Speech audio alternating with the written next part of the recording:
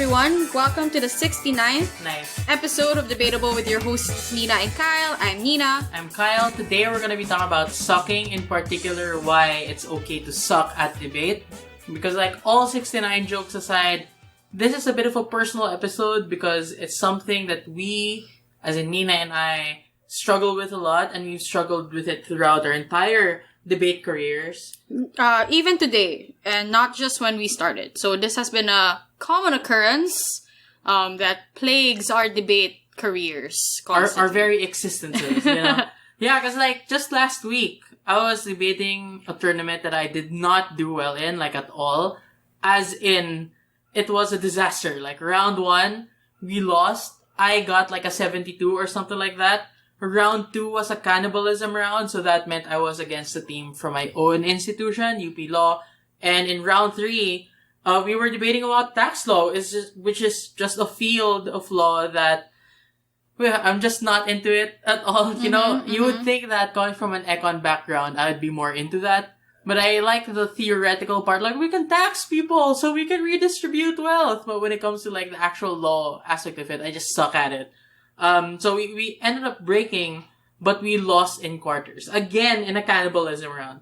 It's okay though. I feel like silver lining, the team that we lost to ended up winning the tournament overall. So I ended up talking to my friend who is also a law school debater, graduated already. I said, I joined this tournament because I miss debating, but I forgot how much I didn't miss sucking.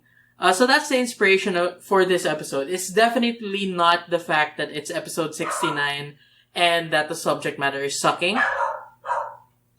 Which begs the question, Nina. When was the last time you remembered how it felt to suck at debating? You'd think it was a long time ago, but actually, it was pretty recently. The last time I felt that I sucked was last weekend. I don't know the specific dates anymore. Time was a blur in this pandemic. But my most recent tournament, PKU Pro-Ams, I was debating with a little baby to help them learn debate. And as much as I had fun with it, we broke second, which is something I'm happy about. But come the first out round, the topic was about Israel and the Gulf states. And I knew absolutely like 5% about it. I don't want to say nothing. Well, 5%. I knew what UAE was. I know what UAE is. I know what the Gulf states are. I know the issue with Israel-Palestine, but I did not expect the motion to be about the Gulf states.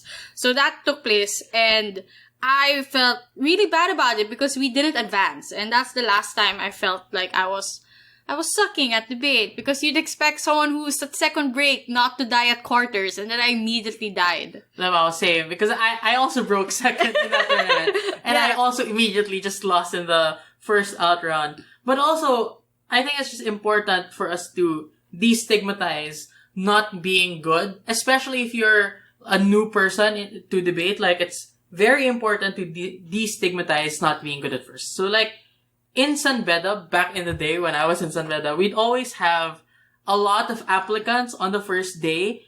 And we're the kind of group that says, it's okay even if you don't do well in tryouts.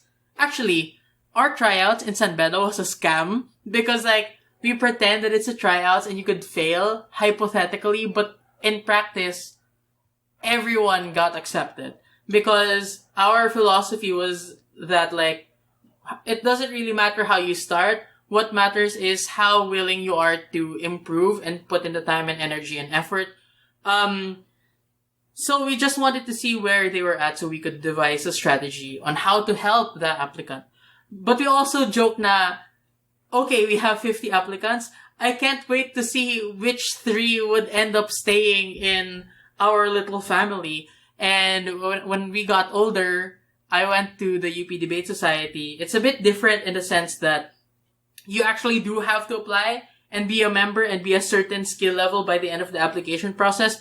But there's still the same joke where we say, wow, we have so many applicants attending the orientation seminar. I wonder how many people will just defer the app process. Defer, for our listeners, strictly means to postpone. But in practice, when you say you're deferring the app process, we use it as a euphemism for just quitting the application process. Sometimes it's an actual just deferring or postponement because they apply the next year, but most of the time they don't apply at all. So I wanted to ask you actually, why do you think people defer the process or just stop debating? Because I am just like more of an optimistic kind of person, whereas like I wouldn't really understand why I would defer or like just quit at like an application, even though I suck at it. So do you have like any theories as to why? Well, I have talked to a lot of people that have ended up quitting debate or quitting the application process entirely. And most of the time, that's because they have other things to tend to, like academics, family problems. Sometimes the schedule is incompatible with what they're doing. But I have encountered some people that just felt like they weren't getting anywhere.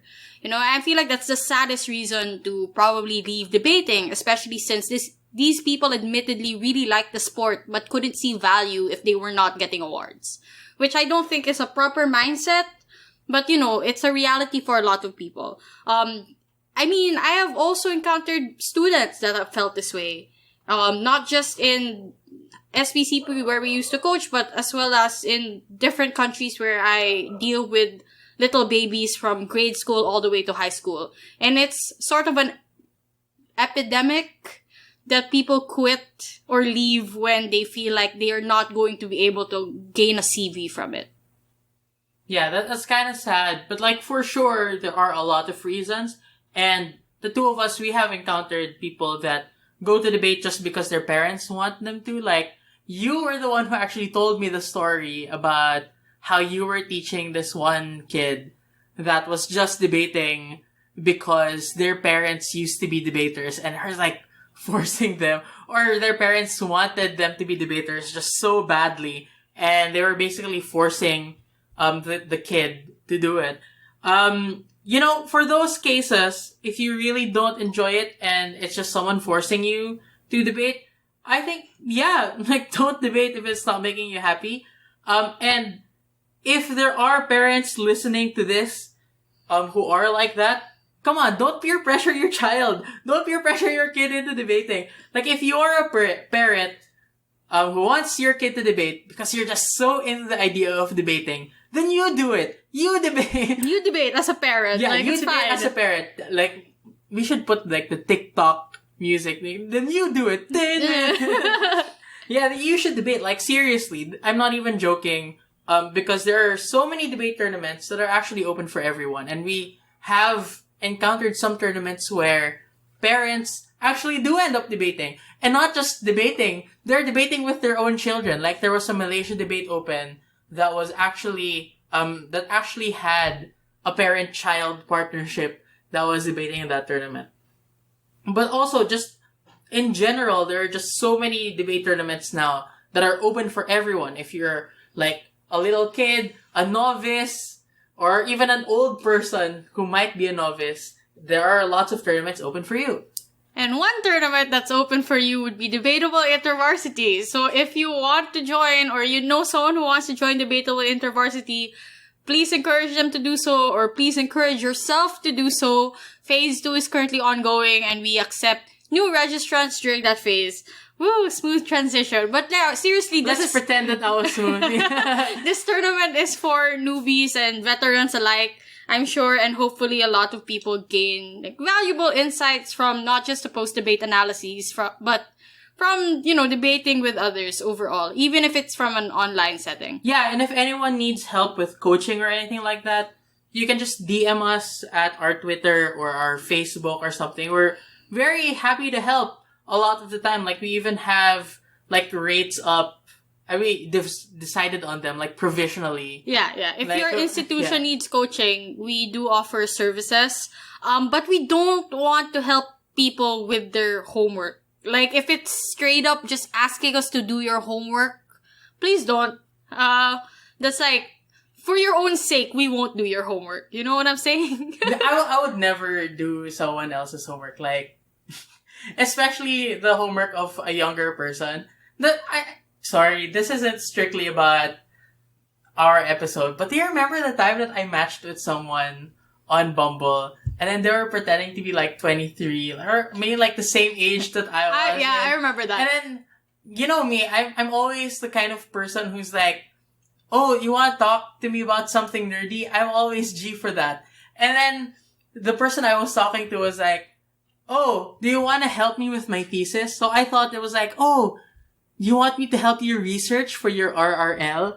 And then she was like, no, you have to write my RRL. Oh my gosh. In Filipino. So I was like, why would I do that? Also, why is it in Filipino? Tapos sabi niya, she said, her thesis was in Filipino. And I said, isn't that such a high school thing? And then they said, yeah, they were in high school. So I was okay. Block. Unmatch. Unmatch. Delete the app. And I just like went away. I stopped using that app. But you know, going back to the episode. About sucking at debate. Sucking at debate. As for people who don't want to start because they say, I'm not smart enough for debate, or I suck at public speaking, or I don't know enough about current events, or those people who have started but want to quit for those reasons as well, we do strongly hope that you reconsider. Because no one really starts debating a god. Like, alright, like, you might have a coach or a teacher who discovers you and recommends you to the debate team, or something similar to that. You might have a parent who believes in you and tells you to, or encourages you to join the debate team. But ultimately, the real part of it is you discovering yourself. So in my case, I actually hated public speaking. When I was in 5th grade, I think I say this a lot.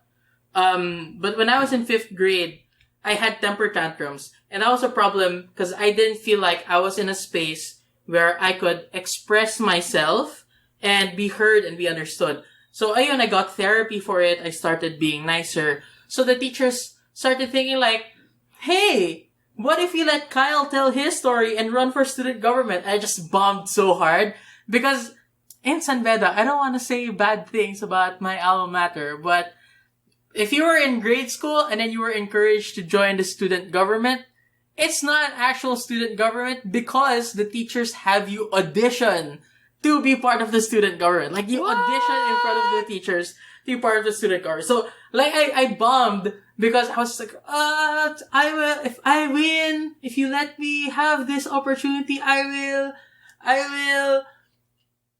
And then I was just trying to remember, like, what are the good things that teachers expect us to say? I started saying something like, I will clothe the naked, feed the hungry, and like all the beatitudes I could remember. I will make sure that everyone goes to church. I said something like that. Like, I am going to encourage everyone to pay attention during the homilies. That kind of stuff. So yeah, I really, really didn't like public speaking. I hated the feeling of being judged. And I think the only reason why my teacher ended up recommending me to San Beda's new debate team, it wasn't you at the time, 11 years ago, was not because I was good at public speaking, but because I was arguing with my classmate quite passionately about cockfighting, and gambling. So it wasn't really public speaking, but more of private ranting. So that's when it clicked. Like, they believed in me not because of my public speaking skills, but because of my private ranting. So that kind of self-talk was me discovering myself and like finding value in what I was already good at. So for me, if you stay, it's kind of cliche or it's kind of corny to say or very cheesy, but there is a large part of self-discovery. Like, you didn't know this particular thing about yourself, and staying gives you those opportunities to make those discoveries as well. Yeah, for me though, I guess we had different origin stories. Yours was more about self-ranting and private ranting and being good at it. I was really bad at expressing myself. Like, I was a public speaker in high school, and the reason they encouraged me to debate was because I was joining a lot of oratory competitions. Like, I knew how to speak if someone told me what to say. Like, you give me a script, I know how to present it. But brain empty. No thought. Brain... No thought. Brain empty. Yeah, that was me. Like, I would just perform. And I knew how to perform. Which is why earlier Kyle thought I was a theater kid, but I'm not. Like, I am a public speaker, which is more or less like theater, because you're just memorizing things and then presenting it to a crowd. But anyway, when I entered debate, I thought I would excel at it because it was like, it's the same as public speaking. That's what I was going through my head. Like, how different could it be? And then I was so wrong. I couldn't think. I couldn't articulate any thoughts. And as someone who's very competitive like me, joining a lot of competitions already for public speaking and the like, sucking at something was the most painful thing. I'm the type that if I don't excel at something, I would quit immediately. And that was a really bad tendency of mine. The reason I had so many sports as a kid was because I wanted to try them all and find something that clicked. Like I did figure skating, and then after I couldn't do a triple flip, I was like, I'm out of here. And then I tried swimming, and then when I wasn't the fastest in my class, I'm out of here. So debate almost became the same thing. And I know a lot of debaters who also come from really competitive backgrounds, like outside of debating, like they're used to being like valedictorian or salutatorian, and a lot of debaters are, right? But you either enter for the wrong reasons or stay for the wrong reasons. And that's what I noticed with quite a lot. And that was me at the beginning as well. So if you have that mindset, what happens is you get very motivated because you want to prove something or prove someone wrong. In this case, there might be people that say you can't do it and then you try to do it. Or you get demotivated because of the question of what's the point, right? If you're not excelling and you're not doing the best you possibly can. Yeah, but I feel like even if you have those two things, it seems like they're complete opposites. You know, like you're motivated or you're demotivated, but in my opinion, they're just two sides of the same coin, right? Because either way, you're pinning success or your idea of success on what someone else thinks.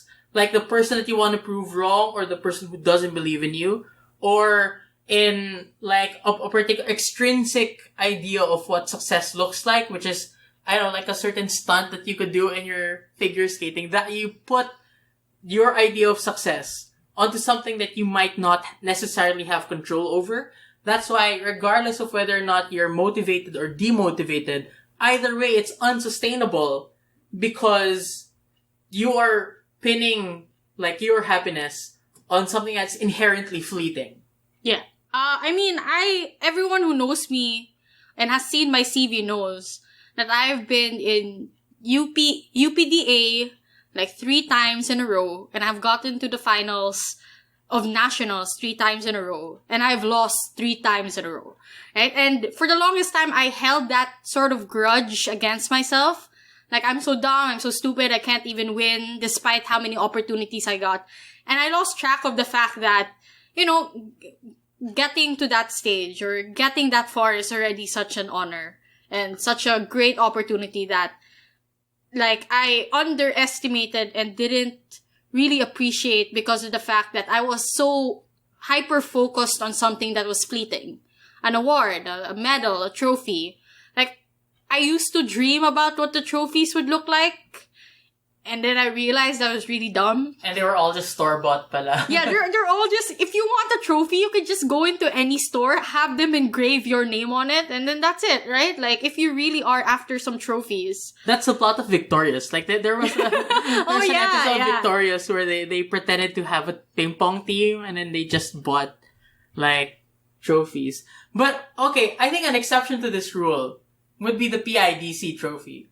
Because, like, they had it custom made and it's designed so that, like, it rotates every year. Like, the defending champion will have that if trophy. We're talking about good trophies, the NDC one that we lost was pretty good too. It was a big block of wood, Kyle. We could have brought home a big block of wood, but we didn't. And I felt so bad about it. But, you know, I'm over it now. It's something that I realized I should have, like, appreciated where I was at. Because a lot of people strive to break, a lot of people, you know, a lot of victories happen. And I feel like I overlooked a lot of them because I was aiming at something else completely. Or aiming too high.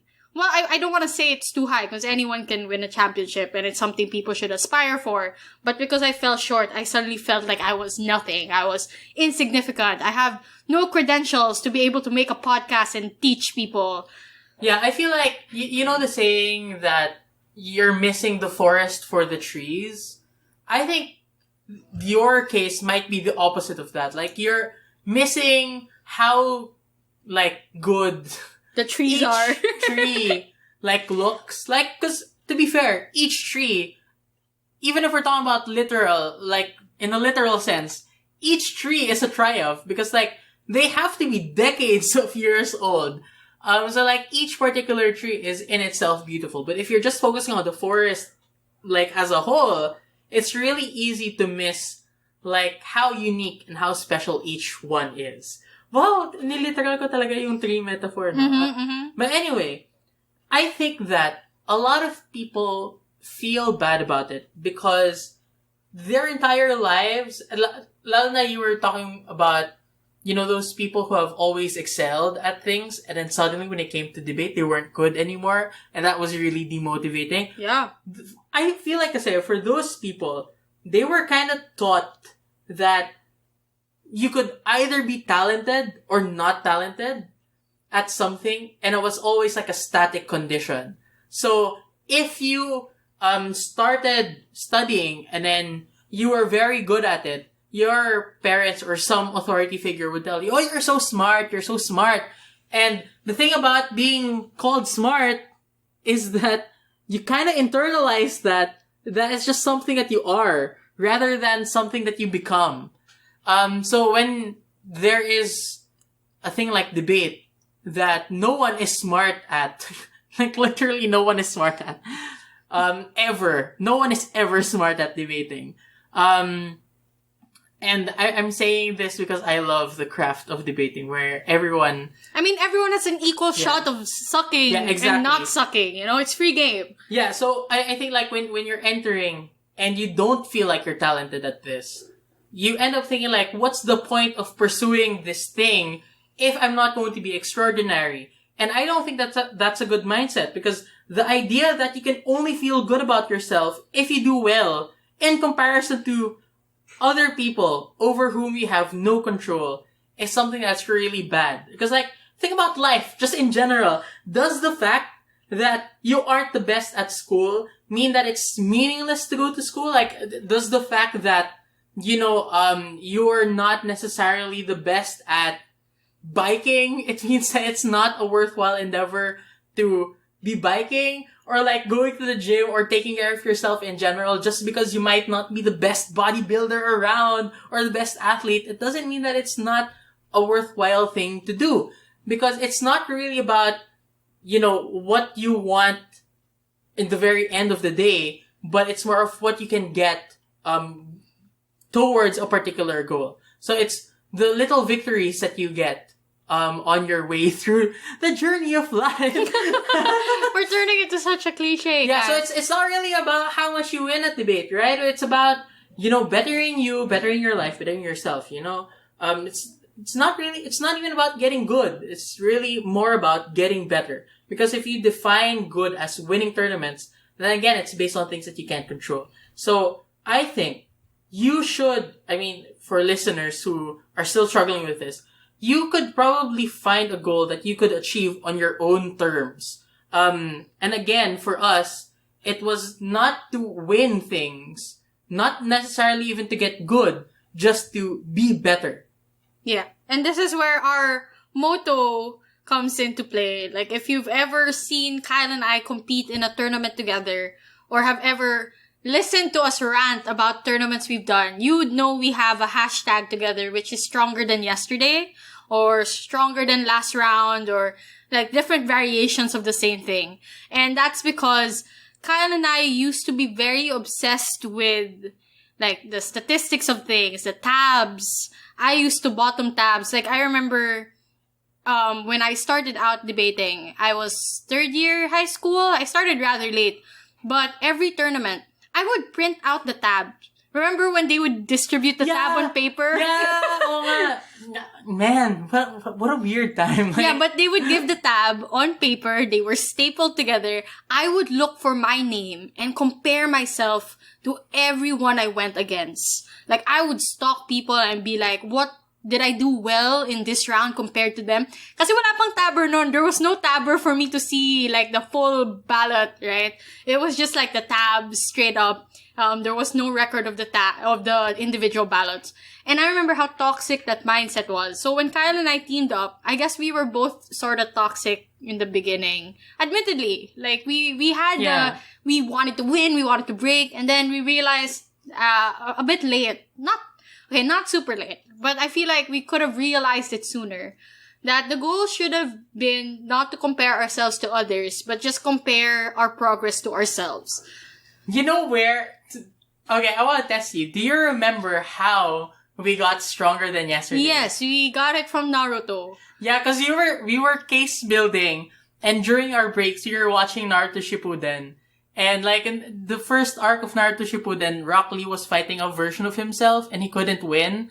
So Rock Lee was like, I know what we have to do. We just need to be better than we were the day before. We need to be stronger than yesterday. I like how you tried to do the voice as well. But yeah, basically that's where we got it. And it was like, it stuck. We looked at each other and we're like, oh. And then the Naruto music starts saying, dun, dun, dun, dun, dun, dun, dun. And then we're like, yeah, this is it. This is our next tournament team name. We're gonna do this, Kyle. We made a playlist and everything, and then it got cemented. That became our motto for NDC. It became our motto for every other IV that we went to. It even went and crossed over to PIDC when we teamed up with Colleen, right? And I know that you also have experience with sort of the toxic mindset of looking at tabs. Yeah, I mean, it was different for me because I also was at the bottom of the tab. But fortunately, I didn't find out until like a month after the tournament already ended, because I was really new. I didn't know what tabs were, how scores were. That's so cute. So it was ASDC 2010. So it was Asians. So I was literally the bottom ranked speaker in the entire continent for that year. I got 269s in that tournament. 269s. Could you believe that? And what was the range though? Like, you know, we have gone through so many ranges. It's 69 to 81. 69 was the floor score. So I got two of those. I got 269s. Not even in the fun way where you can laugh at it at the moment. Like when you fail an analytic geometry exam and you got a 69, it's like, nice. Nice. Yeah, I bet there's a lot of 69s being thrown out in this episode. It's like the Bader Meinhof effect, where you learn about something new and then you start seeing it everywhere. It's like that. You start realizing that there's so many 69s everywhere. Like this morning, we got retweeted by a 69 bot. Oh, really? Yeah, so I was looking through their tweets, like their retweets pala. And then there was like, the weather is almost always 6.9 degrees somewhere. Or like there was a fire and the temperature of the fire was 69 degrees. Yeah, basically. So I think the thing you have to take note of is that with a lot of skills, it's not about getting good, like you say, right? It's about constantly improving on them. And you should learn how to enjoy that, because if you don't enjoy it, then this is where you have to ask yourself, what's the point? It shouldn't be when you're not getting awards that you ask this question, but it should be when you stop having fun. And this is a constant question I ask my students, especially those that are forced by their parents. I ask them, are you having fun? And if they're not having fun, I won't force them to debate for that day. We're gonna talk about how your day at school went. Or we're going to, we're going to play a little game that's debate related, but not super debate related. So maybe if you're someone who's struggling with like the threat of retirement, you should ask yourself if you're still enjoying. And then if not, retire na besh. Retire. So bold to tell debaters to retire. Like that ever happens. But, okay, yeah, I think that's actually really good advice. What if you don't enjoy it because you don't feel good enough to enjoy it? And I understand that, because unlike you, Nino, where you try a bunch of things and the first time that you experience not being good at that thing, you quit. I don't start because I don't feel like I'm good enough to have fun at that kind of thing. So like, I think for tax law, Wow, how specific. I know someone who is so passionate about tax law that literally they would send me like lists of motions just about tax law. And I was like, how could you ever find any sort of fun in tax law? Because like, I don't know anything about it, so I don't understand the appeal. So that's the thing. Because I don't know enough about it, I don't have fun when I'm debating it. And that's also the reason why if you know a lot about econ, chances are you also maybe sorta have more fun debating econ motions than most people. So like, in a more general sense, if you do not know enough about debating or how to debate, it's possible that you never start having fun in the first place. So for me, when this happens, for like a student or something, I find that here's what we can do. We first need to learn that there's a difference between skills learning and skill acquisition. Learning something would be for an exam or something. That's just like learning the rules of debate. Learning like what is the first speaker of government side? How many teams are there? How many sides are there for a debate? So what is, what isn't? That's different from skill acquisition, which is how you put hopefully what you learned into practice. But that's an oversimplification. But like, hear me out. Do you think native English speakers always know what a past participle is or what a gerund is?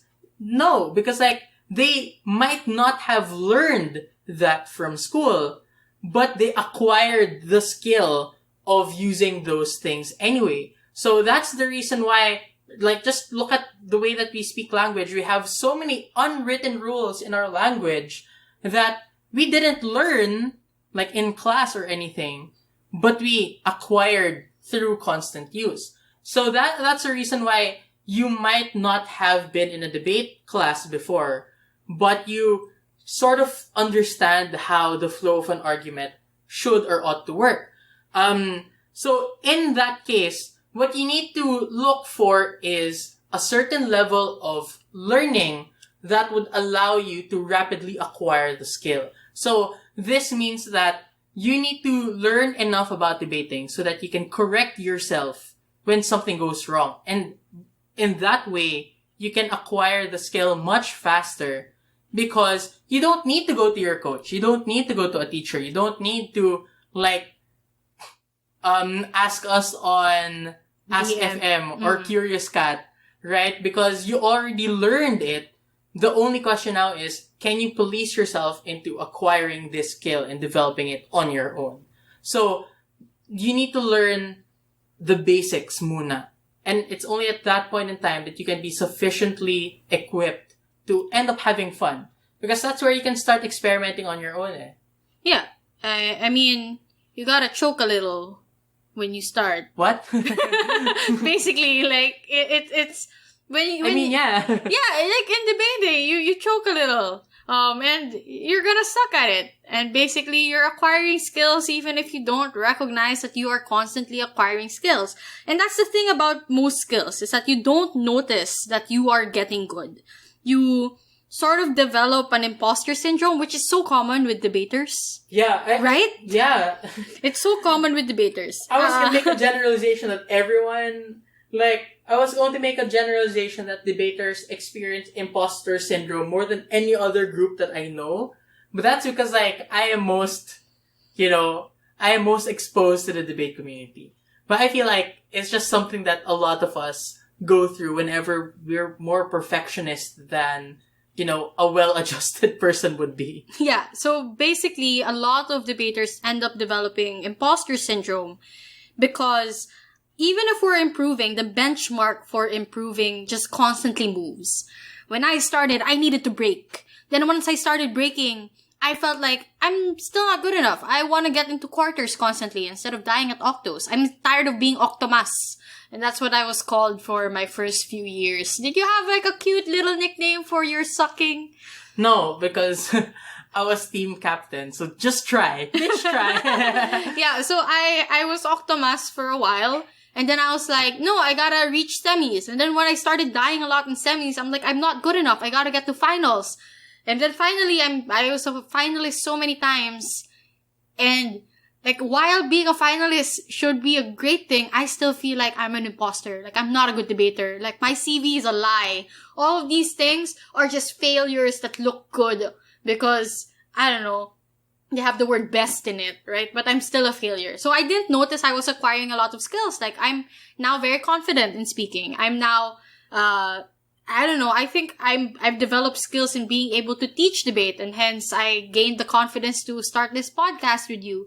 And you don't notice a lot of those things. So I would advise people who feel like they suck at debate to take a step back and sort of breathe in first and look at where you are relative to where you were.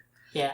Try to, like, think of yourself. Put yourself in the shoes of an objective observer looking at your CV or looking at, like, all you've accomplished. Would you be impressed? And I think most of the time you would be impressed. Like, considering, like, how much time you put in, considering, like, how difficult, just inherently difficult debating is. So I think, like, we need to just celebrate how far we've come. So a good tip here is to record your speeches. Oh yeah, definitely. And then so like I wish that I still kept the recordings from my speeches 11 years ago, because not only did I sound so much different, so different. Like I still think that my voice is very high, but I heard a recording of myself saying incompetent 11 years ago, and I sounded like a cartoon. But I digress. I wish I had more recordings of myself during that era, because I'm pretty sure that I would have cringed so much. Like, I would have realized how far I've gone from that particular moment in time. Yeah, so it's not just about achievements, okay? We're not telling you to look at your achievements and then compare it to the fact that you didn't have achievements. Because even if you don't have achievements, I'm pretty sure there is a way for you to see improvement happening. When I started debating, I was already so happy that I managed to reach 7 minutes. The first tournament I managed to reach 7 minutes in. Because when I started, I was just doing 3-minute speeches. And I didn't break, but I started doing 7-minute speeches. I still didn't break, but I remember giving myself a pat in the back. Like one of the rare moments where I actually give myself credit. I pat myself on the back and I was like, good job, Nina. You actually managed to reach 7 minutes. So I'm advising everyone to do that. Like find small victories. They don't need to be awards. Like it doesn't have to be a speaker award. You don't have to aim for that. But just something you're proud of. Do you now know something about IR that you previously didn't? That's something to celebrate. Were you able to raise a POI and they, like, not go beyond 15 seconds? That's something to be proud of. Are you not overtime this time? Yeah, something to be proud of as well. So I would really recommend people, like, after each round, tell yourself something you liked about your speech and something you disliked as well. Just to balance it out. Like, yeah. I think that I was actually going to ask you, like, so are you okay with, like, participation trophies? But then I think that actually participation is an achievement for many people. Like, I know so many people who really want to do well, but are so afraid of joining competitions because they're afraid of failing.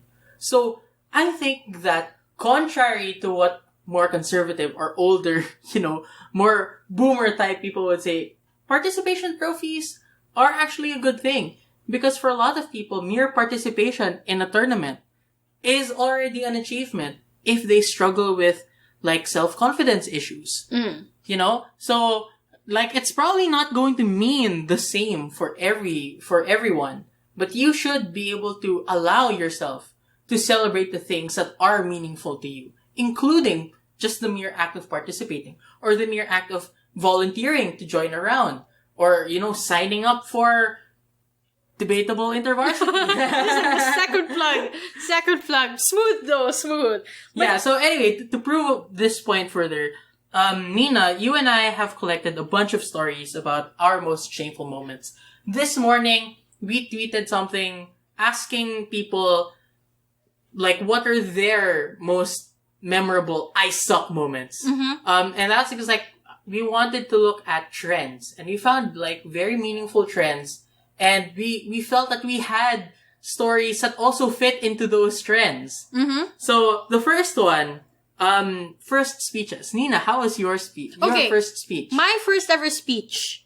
Admittedly, my first ever debate speech wasn't that bad. Okay, fine, it was 3 minutes, but it wasn't something that I would consider, like, devastatingly horrible. But my first public speaking stint, when I auditioned for, like, an oratory competition, I was wearing, like, a long skirt, and then in the middle, like, the most dramatic, like, climax part of the speech, if speeches can even have climaxes, but, you know, like, assume I think, like, they could, but, okay. Yeah, but, like, in oratory competitions, they're all very fake. But you get what I mean. Like, the most dramatic part, the part where you're meant to, like, have all your emotions. I tripped on my skirt. That's it. Did you fall, like, on the floor? I fell face down, and I remember my face being so sore, and I tried to continue like normal while getting up. But I was so embarrassed, and I remember losing control. Like, I forgot everything. I blanked. And that's where I sucked. Like, it wasn't the tripping that made me feel like I sucked. It was the fact that one small inconvenience, like tripping, managed to throw me off my whole game. So that was my first speech. And I felt like that fear stayed with me. Like, even during our finals in NDC. Like, remember my really long serpentine dress? Yeah. Yeah, I was so scared of tripping. And that was... I didn't know that about you. Yeah, I don't like wearing super long dresses because of that. So if you notice, a lot of my dresses are just like above the knee and on my knees, really short, because I don't want to trip anymore. And I have a tendency to trip. It's the trauma you're on, right? Yeah. Yeah, that was my first speech. My very first debate speech, I remember it quite vividly because, you know, everything was perfect. I remember being so mayabang about it. The motion was like, this house would remove PE or physical education from the high school curriculum, and I was in opposition. So obviously, I already knew what I was going to talk about. I talk about, like, how important it is to have, you know, a holistic, wholesome education, something like that. And then I bombed. Like, I only had 2 minutes. Because I said, I don't need notes. I know exactly what I'm gonna say. Like Ferdinand Marcos or something. But anyway, like, I only did 2 minutes. Half of that was me saying, and the worst part was, I started, like, this big tangent. And the tangent isn't something I'm necessarily ashamed of, because I tangent all the time. You tangent quite a lot. But that particular tangent was so embarrassing, because I was bragging about how many tricks I could do with my pen. Like pen spinning. Like, I can twirl my pen through my fingers and make it, you know, spiral or something. And it's like, see, look at this. And I was staring at myself doing the pen tricks for like 10 seconds. And then I was like, yeah, that's it. And then I sat down. And I remember, because I was comparing myself to the person who spoke before me. Mm-hmm. She was a Korean, si Sharon. And English wasn't even her second language. It was like her third language already or something. Mm-hmm. So there was no reason for my 10-year-old brain, there was no reason for Sharon to have been more spontaneous and like more fluent or just like more graceful with public speaking than I was. Because she had even less experience in speaking this language than I did. So that kind of comparison, plus a little bit of internalized racism, I admit, like, made me really ashamed of that first speech. And that's something that made me, like, competitive to, like, a quite toxic degree, actually. So I don't want to continue that because it makes me feel bad about myself even more. Even though I should rightfully feel bad about those kinds of assumptions. But anyway, the next point of comparison we can make is experiences with first tournaments. Because someone said that in their very first tournament, they debated against Ateneo A already. So, like, really world-class debaters already, and they were just babies. So they wanted to retire right then and there. So how was your first, like, tournament, Nina? Well, my first tournament was Idea 3. It wasn't even Idea Light when I was in high school, which is, for those who don't know what Idea is, it's like the high school, how do you define Idea? Like, It's like an organization of high schools that organize tournaments constantly. Like, there's a series, they host a series of tournaments for that year. The first one is Idea Light, which would be my story. And there's Idea 1, 2, and 3. And then Idea Grants. Yeah. So I was in Idea 3. I wasn't even in the baby edition. They threw me in because the philosophy was to learn debate, you must be thrown into the wolves. Into the wolves' den or something. I don't know how the saying goes. But anyway, I remember I thought I was like, hot shit. I'm a public speaker. I don't know how to debate, but I know how to sound good and confident. And that was all you needed, because it's about faking it till you make it. And admittedly, like, that was the wrong mindset to have entering, but it's something I had and I couldn't avoid. So, Idea 3. My first round, I went into the wrong room, right? And I got lost. So that was like my first I suck moment. I don't even know how these tournaments work. Like, I don't know how the rooms work. I don't know what it means to be in closing opposition. Like, I thought it just meant, like, being in opposition, but I just sat in the latter end of the room, right? Like, I didn't know there was a difference in the role. And then I went against a strong team from Xavier High School, and I remember sucking so bad because I didn't have anything new to say. I was CO.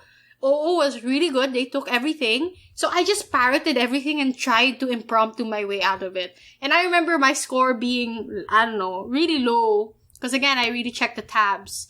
I was like, 70? Because I had nothing new, and most of the time I was just fluffing. Because doing fluff is what you do as an oratory speaker, right? And that's what I did. I was peacocking random words and hoping some of them stuck. But debaters are smart and judges are smart. And therefore, I managed not to impress the judge. So that's my story. Yeah, I started Idea Light 2010, which was also one of the first tournaments that Ventura did. So I'm bringing this up because he was one of the people who quote retweeted us. And for people who listen to us a lot, Ventura was our Philomotion contributor for Debatable Open. Yep. So the first round of Idea Light 2010 was something about, leaving Africa alone to manage its own affairs. So Ventura apparently read something about Robert Mugabe having a toilet made out of gold. Tapos yun yung example niya. And I was like, haha, you think that's bad? You think that's bad? That was my very first debate round outside of training. And the only thing that I knew about Africa at that time was that compared to the rest of the world, they tended to be more poor than the rest of the world. I didn't even know it was because of colonialism. All I knew is that they were quite poor. So, I still have actually a more Filipino, quote unquote Filipino accent, where you, instead of V's, you say B, instead of, F, you say P. So I was saying stuff like, Africa is doing so bad. They're experiencing masturbation. And I was in a room full of girls, full of teachers, and full of parents. And then I didn't even know what that word was. I didn't even know what masturbation was. I was 11 years old. You just wanted to talk about masturbation. I just wanted to say that people were hungry. But then, I could see everyone, staring at me like I was saying something wrong. And I didn't know why. I was like, what? Are they not hungry? Are people who are impoverished just not hungry? Is there something I'm missing? And it was only after that tournament that the teacher went up to me and started talking about, do you need to talk to someone about masturbation? And I was like, why? Oh no. It's just being hungry. That's not even a story about sucking. It's more like just an embarrassing moment. But I guess No, because like, that was literally the only thing that I was able to talk about. For the entire 3 minutes that I was speaking. Oh, okay. It was just that. Okay, I get it. So, what about stories of debating against gods? Well, again, like what I said earlier, there are a bunch of people who, like, one of their first tournaments, or it might be their very first tournament, kalaban nila Ateneo A, or UPDA in your case. But, in my case, I was second year high school, and our coach told us, you know what would be cool? You should debate in a college tournament. So my very first CSBIV, or Benilde InterVarsity, was in 2011. And there was a team there in round 1, kalaban namin in round 1, was a team called the Newbies. So we were like, Kaya! Newbies! So we went to our friend, Val, who was much older, and eventually became like one of the most decorated Filipino debaters because they won like national championships back to back to back, and then she became Asian champion pa. But anyway, we asked them, oh, do you know the Newbies? We're so excited. I think we can take them. And then Jules was like, oh, yeah, have fun. Apparently, these were all gods. Like, they were national, Asian, or regional champions. All 3 of them at the time. So it was Sir Martin, Pearl Simbulan, Raymond Vittorio, and like, we just got crushed. We got crushed. Because they were all already dinosaur level debaters, and we were just babies. We haven't even been debating for a year yet at that time. So like, I remember the motion and the side. We were on opposition. The motion was this house would elect the ombudsman. The only thing we knew about the ombudsman was that the ombudsman prosecuted public officials when they do something wrong. And even that we weren't sure of. Like, we had to get our really bad school books for social studies, and we had to look at what the ombudsman is. But anyway, I argued that something about like, we should trust them, but they should also be objective. That's why we should not elect them. And Sir Martin, who responded to me, I realized that for a lot of our audience, they might be too young to know who Sir Martin is, or who any of these people are. But needless to say, Sir Martin just explained what my argument was. They said, they're so important to society, and we need to trust them, but we should not elect them, and we should not hold them accountable for anything, but we should trust them. And I just looked at the judge, like you know how you look at someone like in a sarcastic way, like, can you believe this guy? Yeah. I'm pretty sure that's not what the intent was, but that's how it felt. Because I really did suck in that argument. But thankfully, I talked to my coach afterwards, and my coach told me to ask comments from them. And this is actually a real nice tip. If you're out of your league when you're debating with someone and you're a noob, it's like a really good idea to ask your opponents for comments as well. Because you might feel very intimidated by them, but they're actually very nice people, like almost all the time. So that was the very first time that Sir Martin told me that was a technique that he uses for rebutting talaga, which is like explaining your opponent's argument in your own words so that you can better point out the logical flaws in that argument. And that's something like I took with me for the rest of my life. More than half of my life now, actually. And even the few times I met Sir Martin afterwards, I talked to him about it. And he was like, yeah, that was good advice. That was good advice. I love how they weren't sure. Like, they didn't even remember the advice you gave. So that's your story. Mine, on the other hand, was college. Again, I started late, so a lot of my stories are either 4th year high school or college. But nonetheless, I've considered myself a debate baby back then. And what happened was, my first tournament, actually, my first ever college tournament, I guess, would be NLIV, Northern Luzon InterVarsity, where I went with Chloe Chong and Cassie.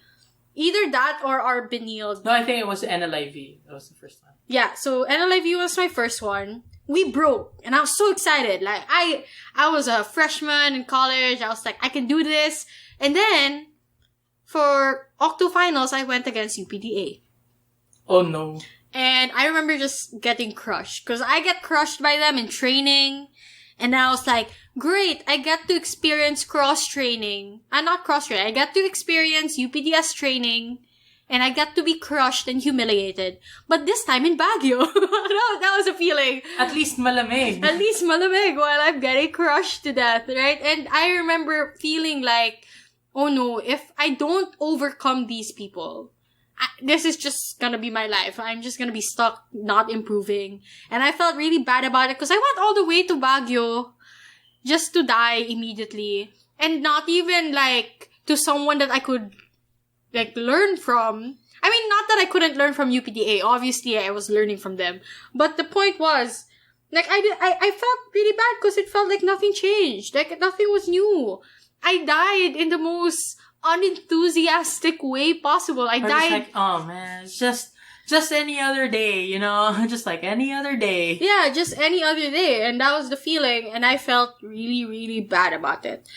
What about something about not knowing anything? Because we also have a lot of stories about like, oh, they debated something about austerity. They debated something about IR or econ, and they didn't know anything about that. Do you have any stories like that? I think anyone who knows me as an IR person, but it wasn't always that way. Like, I had a villain origin story, and my origin story was AIV with Kyle, the semifinals where I was up against Venti. Again, Venti comes up a lot in these kinds of discussions, doesn't he? But that's because Venti is someone I consider a really, really good debater. And I'm always scared when I'm up against Venti, regardless of what era it is. Like, I'm a baby high schooler, afraid of Venti. I'm UPDA and Venti's UPDB, I'm afraid of Venti. Like, right now, we are both alumni and Venti will never be debating ever again, probably. Still afraid of Venti. But anyway. We're talking about Venti and we're thinking about Venti listening and going like, oh, what are they talking about? I'm scared of Venti. I'm scared of Venti.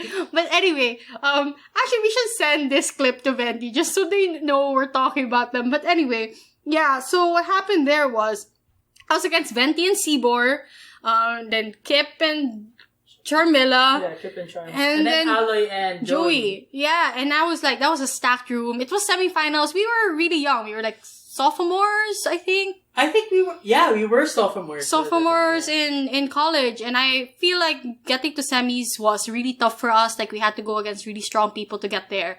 And then once we got there, it was about the EU is a failed project. And Kyle and I just looked at each other. We were OG. And we're like, what? I know theoretically what the EU is, you know? I know what Europe is. Like, what does it mean to fail? What is it? What's a project? Like, what? It's a project? Like, I didn't even know anything. So we made stuff up about, like, it failed. At least we had a structure. I remember we had a structure. Like, they failed politically, economically, and culturally. That was my entire speech. I don't know how you extended it, but my entire speech was about how they failed on those three aspects. Obviously, I was, like, making everything up as I went, and I didn't know anything. And that was, like, the most crushing debate I've ever felt.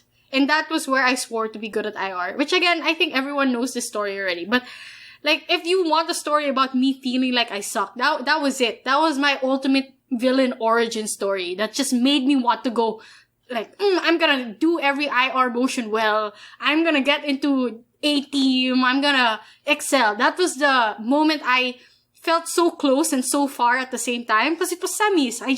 If I did well here, I would be in finals.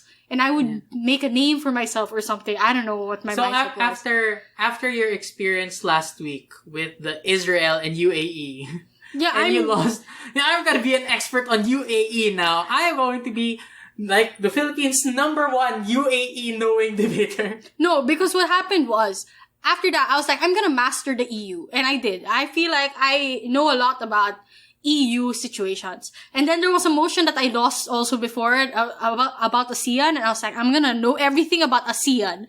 I haven't had that experience with the Middle East yet, and now probably this is it. This is the Middle East. This is the Middle East origin story of Nina's expertise, and that's going to happen. But again, like, that just proves a point, right? No matter how good you might think I am at IR, I will still fail at IR. There are still, like, blind spots. I will still suck at it. I will still inevitably suck at it, especially if the motion is something I'm not familiar with. It wasn't just about Israel and Palestine now, because I know about that. I think that's a basic debate. I mean, it should be a basic go-to of debaters, and they should be matter loading on it. You should be matter loading on it.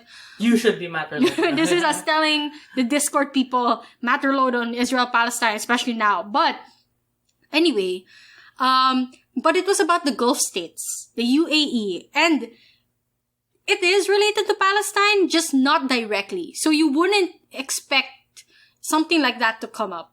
But it's a difficult motion. Like, I can imagine that there's so many different actors that you need to juggle in that debate. Yeah, because it was about all the Gulf states. And I was OG, and my partner was a little baby. And they didn't know and you're also a baby. I'm also a baby. So that was it. That was my two stories, actually, about not knowing anything.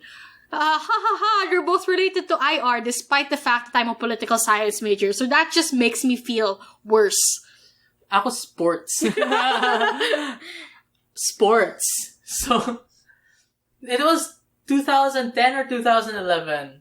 We were debating a motion about, like, I've never told you this, but the motion that we were debating then was something about fans, making the decisions for their teams. And we didn't know what that was. We didn't know, like, what a free agent was, what a trade was, those kinds of things. So instead, we were like, the fans will decide who the lineup is, who passes to whom. They're gonna go there with their phones and they're gonna vote where they're gonna go. Ano to Twitter poll? Twitter decides my day. Actually, we were quite innovative because kami nag-invento nun, actually. But yeah, our opponents then, it was VP. The opponent that we were against was Southridge. And not just like Southridge the institution, but like their best debaters at the time.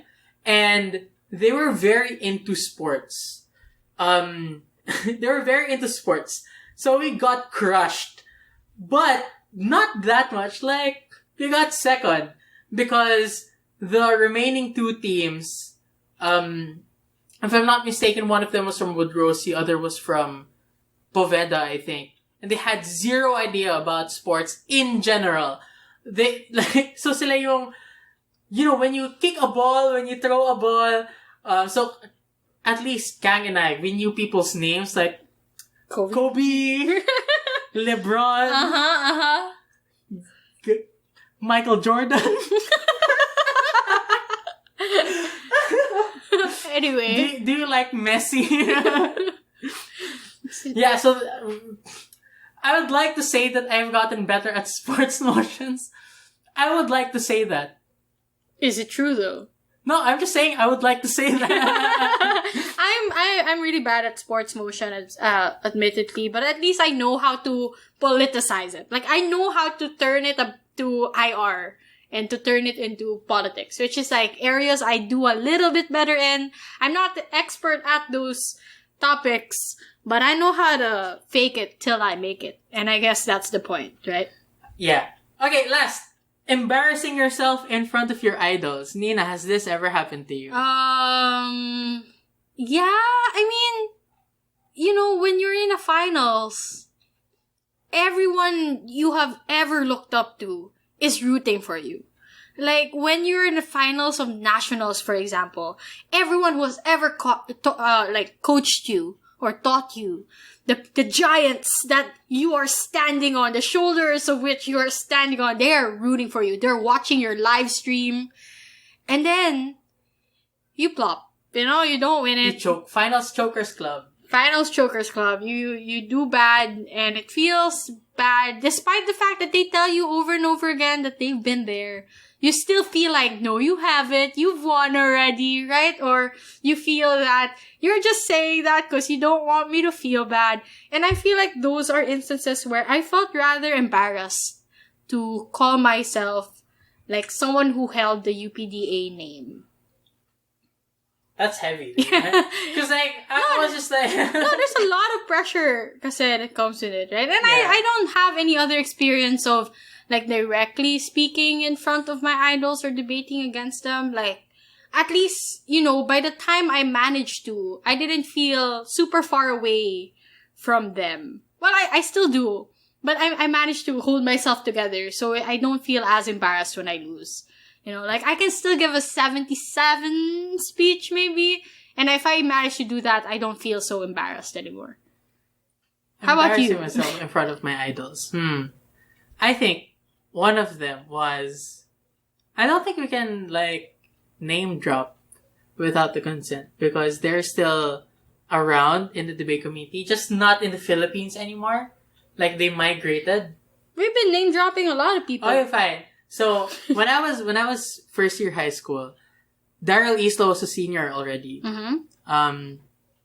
And they spoke at the Integ Sem. And then, round 1 of Idea 1, we went against Andrew Escay and Daryl Isla. Mm-hmm. So, LaSalle Green Hills at the time. We debated against them. But before that, during prep time, I had to check if that was actually Daryl Isla. So I knocked and I opened the door. Remember back when we had actual prep rooms and actual prep times and actual doors? Classrooms? Yeah. And doors. So, I opened the door and I was like, I'm sorry, are you the person? Ganyan. And then they were just like, what the fuck? Who is this weird child? Who is this? Yeah, so there you go. Embarrassing yourself in front of your idols. And I just feel like... How did that speech go, though? You didn't finish got 4th. Oh, okay. And you felt embarrassed by it? Yes. We were closing for Daryl Isla. Oh, okay. So, I mean, what was embarrassing for me was the fact that I had to knock and go in. Like, are you the... Yeah, I mean, everyone has that moment. I have asked people for autographs. I've asked people, why are you embarrassed that you have someone you idolize? I'm sure a lot of people are embarrassed about their stories meeting us, and they shouldn't be. No. It's not the fact that I met an idol. It was the fact that I disturbed their prep time. Oh. Just because I fanboyed. Okay. That's fair. Anyway, what was the point of us sharing all of this? And our episode has reached quite length. Yeah, quite length. But the reason we're sharing a lot of this is because not only are they fun stories that help make people realize that debaters are humans that make mistakes, even your idols make mistakes. And I'm sure someone who has quote tweeted our tweet, if you go through our Twitter, one of them is probably someone you idolize, right? And they also have a story that shows that they once sucked. We once sucked as well, if we're people that you look up to. And that's just to prove that you shouldn't be embarrassed of what stage you are in your particular debate journey. Another thing is to point out that we all start from somewhere. I started from a public speaking background, and I still managed to suck at debate. Kyle's really good at fighting people based on what his teachers say about him, and he still managed to suck quite a bit at debate. And I guess the most important takeaway of this episode is to point out that progress isn't a straight line. People really think that progress is a straight line. After I give a 74 speech, I know my mistakes, I'll give a 75. But you forget a lot of different factors come into play that may make your next speech a 73 or make it still 74. You could be debating for 10 years and then get a 72. Yeah, you could be debating for 10 years and get a 72. Or, for example, get a 74 in a nationals despite, doing really well and stuff. Not that those have happened. That definitely happened to me. Yeah, but progress isn't a straight line. There's so many factors to take to consideration. You could be really good at debate skill, but just don't know enough about the topic. You could know a lot about the topic, but don't know enough about strategizing in debate. So it's all about balance and doing well. In Think balancing. about what you can control. Yeah, think about what you can control. So progress isn't a straight line. It's more like a fluctuating line that goes like in a general direction. Like it averages improvement, but if you look at it from afar, it looks kind of messy. And that's okay. Like that's the story everyone goes through, even the most decorated of debaters. Yeah. So I think that's it for this very long episode. We hope that, one of the takeaways that you should get from this episode is that it's okay to suck. And for our 69th episode, we want to remind everyone to always try to take opportunities where even if you might suck, at least you can learn from those opportunities. Yeah, suck as much as you can because eventually you'll get good at what it's you the first step towards not sucking. Yeah. And that's it for episode 69 of Nice. Debatable. Thanks so much for listening. For those who stuck around on our Discord channel, thanks as well for participating and chatting us. We found it very entertaining. For those who participate in Twitter, thank you as well.